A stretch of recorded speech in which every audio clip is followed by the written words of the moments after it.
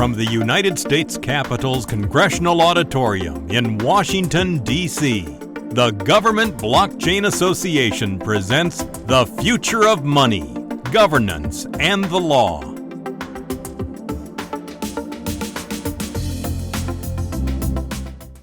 I'm only here in my professional capacity with the University of New Hampshire. I'm not here speaking in my capacity as a senior economist with the CFTC. So all these comments are my own and only reflect my views and not those of the government, any public officials above me, or anyone in my hierarchy. All right, so with that out of the way, I think this is an exciting topic. We're going to dive into the national security and competitive implications of blockchain technology. I think this is important for everyone to keep in mind as we move forward. They have to realize that we're talking about the type of technology that is going to be part of many, many businesses. I'm going to echo some of the things that Dan just said up here before me, which, by the way, tough act to follow. But if you think about it, as this becomes a layer and a solution to more and more businesses, it's going to be something that becomes a competitive advantage for those businesses. And if our businesses, if U.S. businesses do not have those advantages, that will be part of us ceding that part of the race, right? So let's see, what else I got here? I also think it's important when we look at about this, how fast and dynamic the space is. We're talking about fourth industrial revolution technologies. So we're talking about things like AI, machine learning, cloud technologies, big data, biotech, the space economy. All of these things are coming, and the changes they're going to bring, we all have to be cognizant of. I bring a perspective as a Marine, as an economist, and as a futurist, and so I naturally look through a lens that ties together economic strength and competitiveness with national security, and I hope you find this panel very useful. All right, so with that out of the way, I'm going to introduce Fantastic. I'm going to introduce two of my panelists. I've got Carol over here. She is the CEO of Luminous. And I also have Victor. He is the president of BitBlock. I'm not going to do lengthy introductions. We also have a special video from another member of the panel, Professor Benderi. He couldn't be with us today for medical reasons, but he did film a video, and he will happily join. I've talked to Evan in the back, Mr. Evan, and he's going to cue it up for me right now, and then we'll get going as soon as his video ends. Here, in this short video, I am raising just two important issues. One is about the cryptocurrencies and its adoption, acceptance, recognition in India. As we all know, the blockchain revolution, in the words of Travis Scott, has gained the momentum. And the first child of blockchain technology, that is Bitcoin and cryptocurrency, is being used and sometimes misused by the global community. The world is divided whether to recognize the cryptocurrencies and to frame proper regulatory framework, or to discard this whole new lot of digital currency known as cryptocurrencies. Friends, back home in my country, India, is still confused. Confused in the sense that we have not been able to properly frame the regulations. And as per the current scenario, the latest information, the matter of Bitcoin ban or the cryptocurrency ban has been challenged by a few crypto exchanges like WazirX and many more in the Supreme Court of India, and the highest court is now hearing the case on day-to-day basis, and as per the latest report, the matter is being actively heard, and the Reserve Bank of India, the central bank of the country, has submitted its views, stating that though they have not banned the cryptocurrencies, but they do not approve the trading in any type of cryptocurrencies, as they find it hazardous and likely to be misused. Friends, I just want to share my view and I'm happy to share that this view has been put forth before the Supreme Court of India, that the word currency as used for cryptocurrency is causing a main problem. Because as per the Constitution of India, Article 246, Union List, Entry 36, gives exclusive sovereign power to the Government of India and the Parliament of India to regulate currency, coins, foreign exchanges and so on. So the government stand is that we cannot allow a private currency, we cannot allow any individual or group of individuals to create, run, trade in cryptocurrencies. Further, a committee created by the Government of India has recently submitted a draft bill, a proposed law to put blanket ban on cryptocurrencies and further to punish the people who propose to deal with cryptocurrencies with a stringent fine and imprisonment for 10 years. Now, in this current scenario, the blockchain development in India is also suffering, because for effective application of blockchain technology in various areas, we need to have some cryptocurrency transactions validated, maybe in the form of tokens or other issues. Therefore, in my submission, where the world is divided, major countries are accepting or framing the regulatory policies, and some countries, one like India, are against adoption of cryptocurrencies. My one suggestion is that let the word currency be not used. Better if we call crypto assets. Let us deal or let us recognize cryptos as assets or derivatives or goods, so that the government contention that our sovereign power is being challenged doesn't stand. The second thing is, let us consider how we can create a global policy framework. I know G20 nations have come together to frame certain policies. The World Bank, the International Monetary Fund, and other countries together have come forward to frame a regulatory framework which may be adopted by several countries. I am of the opinion that let there be a global convention, one like WTO or one like TRIPS, which is governing the domain of intellectual property, wherein we can deal with the whole issue of blockchain adoption, smart contracts, cryptocurrencies, or I would say crypto assets, and let us frame a strong regulatory framework to address all the concerns, all the issues about possible misuse, abuse, or acceptance or recognition of the crypto assets world over.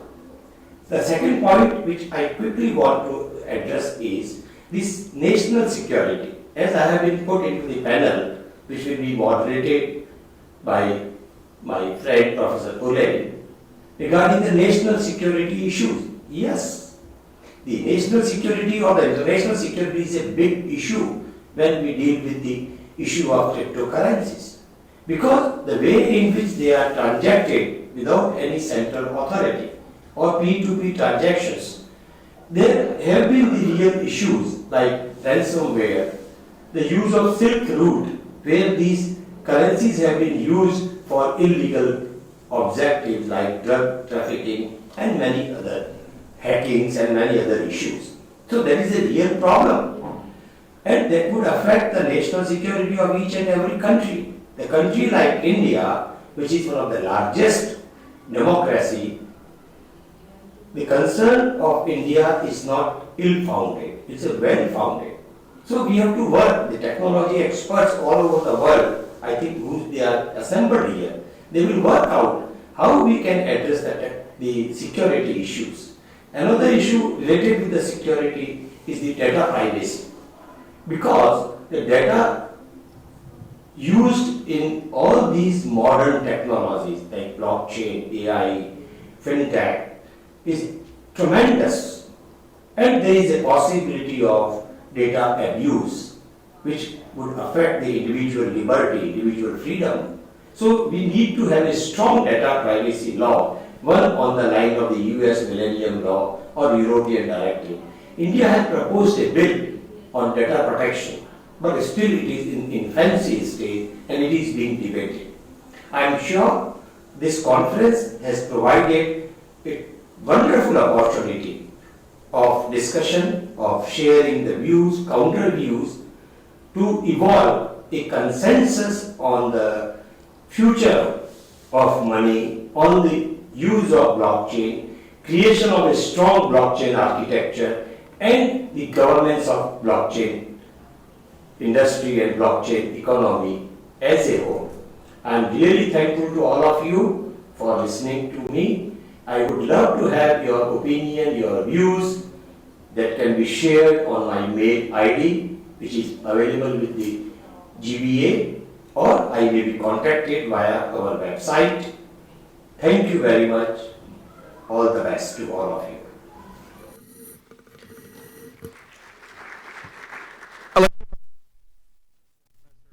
For filming that for us and giving a perspective on the national security and competitiveness situation in India right now.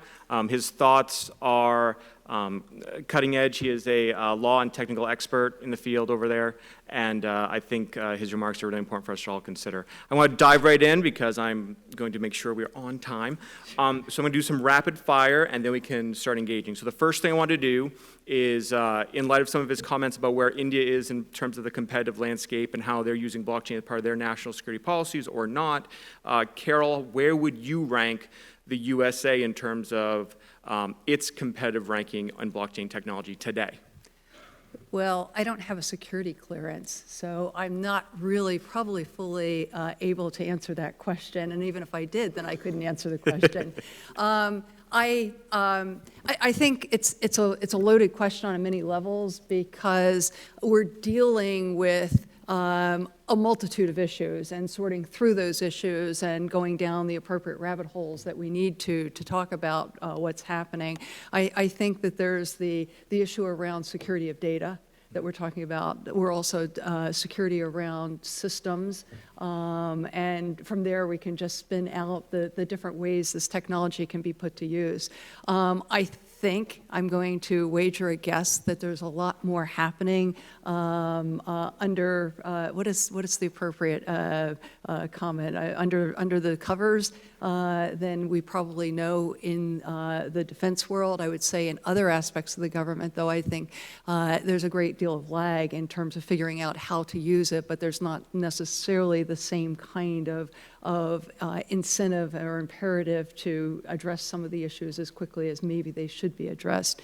I do know that there are certainly discussions about how we're going to deal in this world of post-quantum cryptography, because if you think about what cryptocurrencies are, what blockchain is about, once we get to quantum computing, if and when and ever that's a reality, what happens to all these great codes that we've developed now that we can break them? So there's a lot of work going on, both inside and outside the cryptocurrency world, to figure out how do you secure the code so that things like Bitcoin that have been created and the value that's been created around that and network effect are not going to be undermined by quantum computing as it unfolds.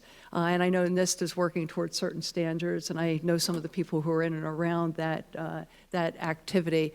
So I think there are lots and lots of questions. And as I said, I think that we can talk about some. I think we can surmise about others, but the real extent, there are only certain people who will know.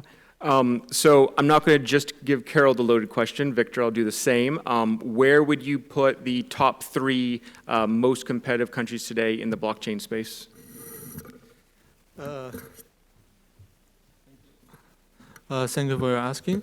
For my perspective, I think I'm always working on the private sector side, and before I have some connection with the state-owned company in China. So actually, I don't know too much about what's the U.S. government and the DC perspective of the blockchain development and about this kind of regulation. I heard a lot from SEC and the CFTC. I think they're the guidance from the guidance side. They're the leader of the world to design the policies. From China, I think that's another one. Can be a big partner or big competitor. It's hard to define. But from my side, China is doing the different things. This is a most centralized country in the world, but they are trying to build a decentralized currency system, DCEP, and it's gonna launch, I think this year.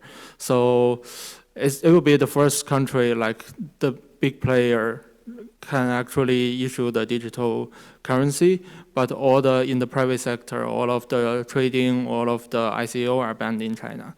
So it's different development perspective.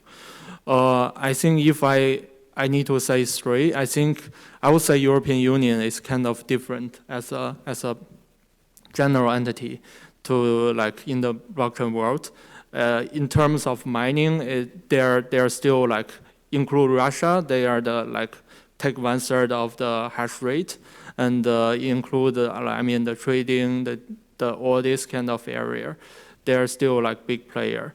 But I think all of the regulations design, they're quite laid back compared to states.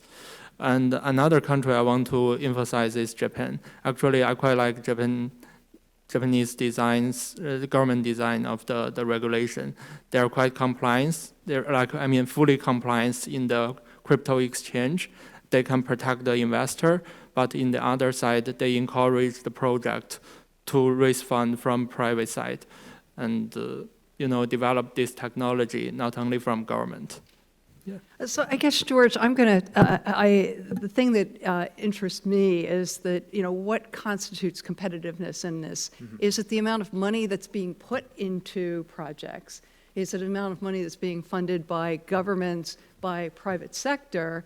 But what about that whole set of projects that are out there, and a lot of things that we really don't see and don't know about, and probably never will be, is what's happening inside corporations on a day-to-day basis, where many corporations have embraced the technology in some form or another and are including it in pieces of their tech stack. Right, so you see U.S. companies US-based companies like Coca-Cola and Starbucks using it for supply chain applications. You see a lot of movement in electronic medical records and different medical organizations working on those efforts. Of course, you see it with fintech and the banks. I think the way I would like to think about in terms of competitiveness is which countries or which examples do we see where innovation hubs are able to take advantage of policies or able to take advantage of funding to make things happen in this space. And Victor, if you had something, I'd love to hear too on that. I think that's also, from China perspective, that's also what we are mainly doing for all of the private sector, like Alibaba and Tencent. They are puts huge resources on this area, especially after last year, October, government issued a policy that embraced blockchain technology, but actually none of them issue any token, from the official side, because, I think token is still part of the blockchain, but because the regulation, none of them dare to touch this. And again, I'm going to go back to, we've got to separate the different kinds of issues we're talking about. So we're talking about using the technology to improve processes, to improve supply chain, to whatever it might be, or we're talking about creating new disruptive ways of how things have been done in the past, and then interject the issue of tokens and how they might change the way we conduct our businesses And these are really, in a lot of ways, very different kinds of issues for us to sort through. Right, and I think too, when you frame it that way, where these are different issues to look at, I think you can't get away from the idea that is out there about the CBDCs, the central bank digital currencies, and what's the implication for the implementations of those. Are we going to see a future where, for example, if there's one currency, if there's the EON, and that's the official currency of the Belt and Roads Initiative, what does that mean for a shift in economic power? Does that add to economic power for China? Does that hurt U.S. competitiveness? I think these are the types of issues that need to be thought about very carefully. I want to add one point on that. Actually, I'm studying at Harvard Kennedy School. Like last year, we have a kind of debate from like lots of our professors. Like basically, they are the former some governor in U.S. like in the commerce, in the FTC, basically our national defense. They're talking about China's digital currency, DCP, and they think it's kind of the way this can be a payment system, can pass the a SWIFT, actually can use it to avoid the censor for China to support Iran or North Korea. But from China domestic perspective, everyone's perspective about DCEP is talking about how can it compete with Alibaba? How can it compete with the Alipay and the Tencent WeChat Pay? Even they can't pass this kind of players. I don't think they can actually go to abroad, have a kind of scenario to work with North Korea, and if in that way. And from another perspective, I read an article about there's a 3 consensus in the world right now. The first one is Washington DC consensus, and another one is Beijing consensus. I think it's totally different one. And the third one is Facebook's Zuckerberg consensus. And basically they are now doing the same thing with Washington want them to do, and they're not doing the same thing with DCP. Some people say it's Chinese digital currency is copied from Libra, but I have to say it's different. It's totally different, and we start at 2014, and if it's copied, Libra should copy from China. I'm going to jump in here because this is a subject that's near and dear to my heart on multiple kinds of levels. First of all, as we move towards broader adoption of cryptocurrencies, I'm going to go bold here and say that I'm going to put my money on the private sector to get there first. So projects like Libra, what Alibaba is doing, and so on, are going to definitely take the lead. I think that the logistics of unfolding a national or sovereign-based cryptocurrency is very challenging, in part because of getting the math right, but also getting the infrastructure right. And that really is going to involve an overhaul of a lot of different pieces of the infrastructure, which again, I think when you tie adoption of a currency into something that people really want and will use, so whether it's however Facebook ties in with partners like Uber or Lyft, or other kinds of companies that are already conducting commerce on the internet, that's a huge process towards adoption. I'm really putting aside projects like PetroCoin, but I will say that when we start talking about public policy issues around issues like that, I actually went to Venezuela in December of 2017 to discuss the issues around money laundering and sanctions busting using a cryptocurrency.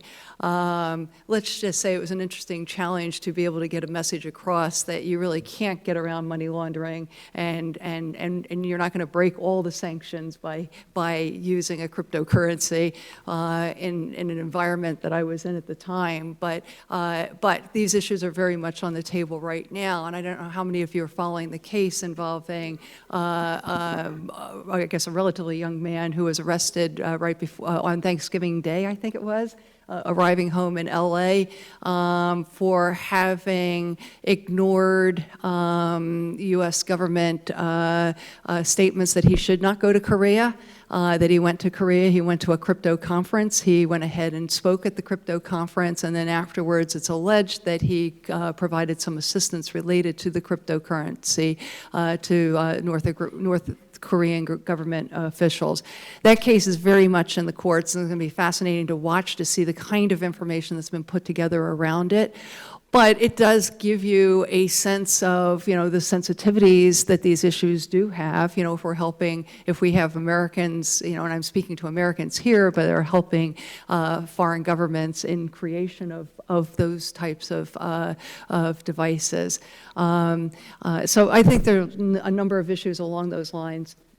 Just to pivot a bit, though, I'd like to sort of go back to the idea of, could a DCP or a Libra or from the private sector, whoever it might be, get to a point where it has those billion users, right? I mean, if you're talking about, the ability to have DCP be, a default on WeChat or Alipay, or you're talking about just the Facebook user base of, 1.5 billion-ish.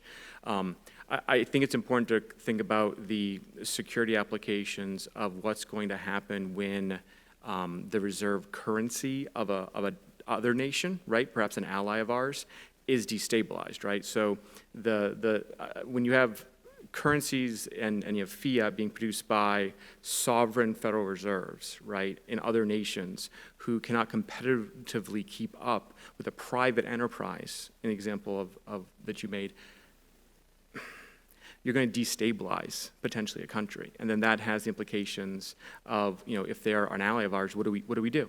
You're making a big assumption, though, in that case, that you're actually going to have something backing the currency, whatever is put out there. So even when we talk about sovereign currencies, and I know at the last GBA event, someone presented from, I believe, the World Bank, talking about sovereign governments creating stable coins, where by definition the currency would be backed by something, and many countries already use the US dollar in some way or another to back the currency. But what does the US dollar use to back its currency? So is it a stable coin? What is the stability mechanism of the US dollar? So, sorting through those kinds of issues and understanding what it is you're actually dealing with then help you start to deal with some of the issues like you're talking about is, can you destabilize a country? So let's take Libra as an example, is what would happen if Libra decided not to back it by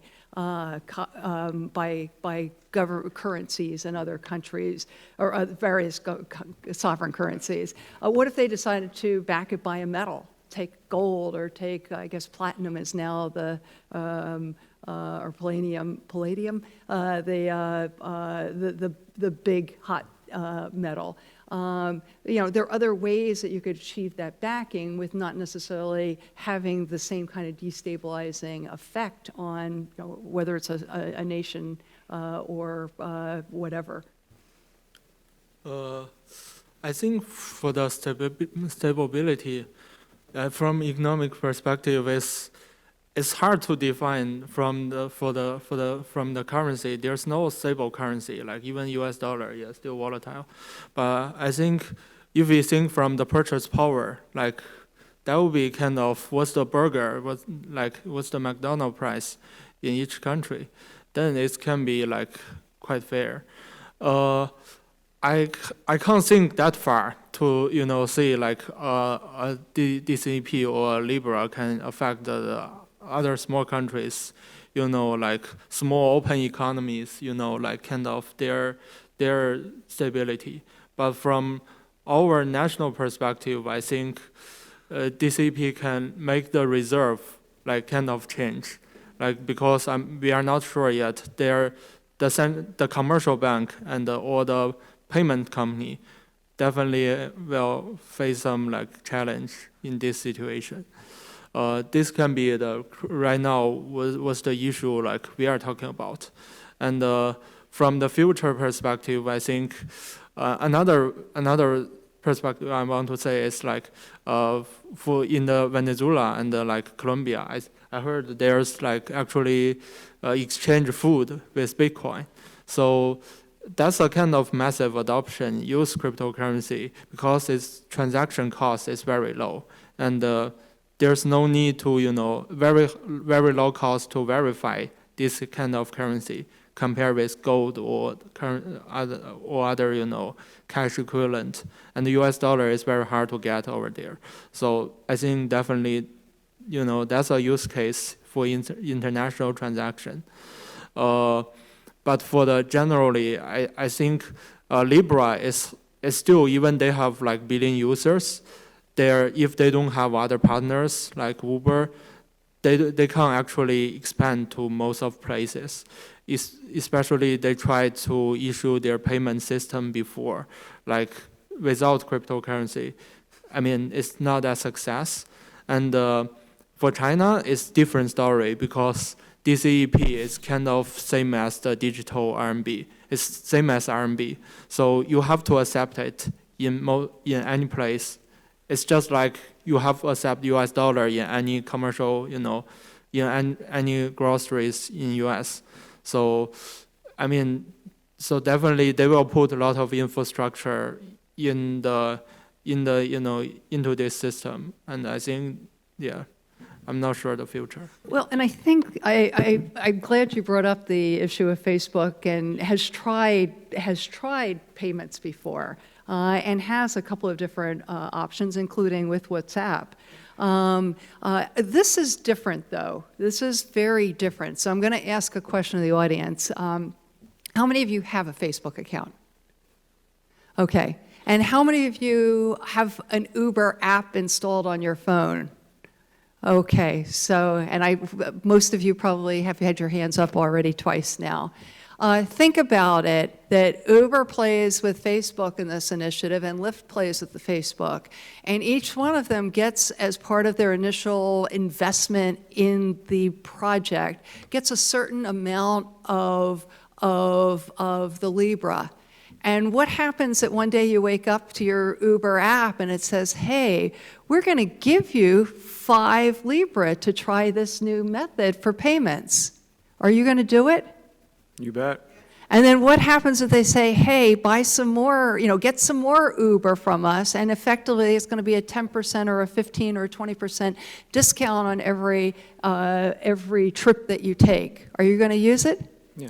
It's like your reward credit card. And then suddenly you find people that are going to be sharing it with you, and you're going to create an ecosystem. And that's what's been missing in that's what's missing in Bitcoin. I mean, if you look now, Bitcoin still hasn't gotten the level of traction for transactional activity that, say, compared to a gold-backed digital currency system we saw in the 2000s called e-gold. So I heard the magic word, which was Bitcoin, and I also got the symbol that its Q&A is going to open right now. So I want to make sure I get at least a couple questions from the audience. So am I walking with the mic, or do I have a guy or a gal for that? All right, I can hear you from here. Go over to you.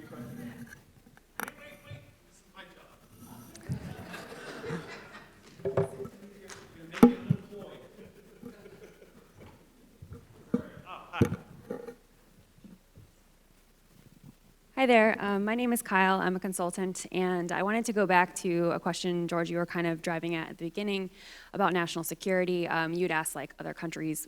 So we are experiencing some brain drain, right? We are losing talent to other countries because our regulatory environment is really complex. We're losing tax revenue because we have businesses that are going abroad because the regulatory environment is really complex. So to the panelists, from a national security perspective, do you think that the people responsible for national security are even aware of that problem? Do they care about that problem? And how do we overcome that problem? And also, Carol, to your point, I don't have a security clearance, but I can tell you that from my consulting experience that there is a lot of stuff going on with the government that we aren't publicly aware of. I'll let you, why don't you try to grab it, and then I'll go to the... I mean, I'll take it, and it's great to see you. And Kyle has been a leader, really, in this space, understating what she's done. She set up the first Bretton Woods event around cryptocurrency back several years ago. So kudos to her foresight on many issues here. I think to your point about the brain drain, I think people have been complaining about that for so long, and nobody really seems to care. I also have in the back of my mind conversations with people who live in Silicon Valley who basically say, well, at the end of the day, we'd much rather be here than anywhere else in the world. I think it's a matter of shifting. Also, we're an incredibly mobile population, able to work really from anywhere. So even if somebody's moving, elsewhere in the world, where might they be at any given time? It is an issue. I think it becomes more of an issue when the jurisdiction where you're actually located starts to lay claim to what you've done, and that you lose the mobility of your concepts. Next question. Hi, my name is Merce. My question is, can we reflect for a minute on national security when the U.S. government originally was not in the currency business? Before the federal banking system, the Bank of Kansas and the Bank of other places were currencies that got devalued domestically, and that's why the federal government had to step in. So do you envision someone like Libra being a SIFI, too big to fail commercial entity backing cryptocurrencies? Carol, the last one. Victor, I'm going to give this one to you. Oh, it's a great question on multiple levels. The U.S. government did come together in 1865, I believe, to issue a national currency. Prior to that, each bank had their own currency. I feel like, in a lot of ways, is back to the future of what we're seeing. You have the JPM coin. You have IBM, who's developed a template, basically, that can be used by any bank that wants to create their own currency. And it's quite easy for any one of us in the room if we wanted to. I saw a demonstration using the Ethereum blockchain of how I could create a token which could become a currency and do it in 15 minutes. I'm gonna keep us on time. I don't want to run over. You made a very good point about that. I'd like to thank everyone for their questions. If you have more questions, Professor Benderi, Carol, Victor, and I, we're all on LinkedIn. We're all on Twitter. You can hit us up on them, or catch us at the next coffee hour. Okay. Thank you very, very much, and I'm going to turn it back over. Thank you.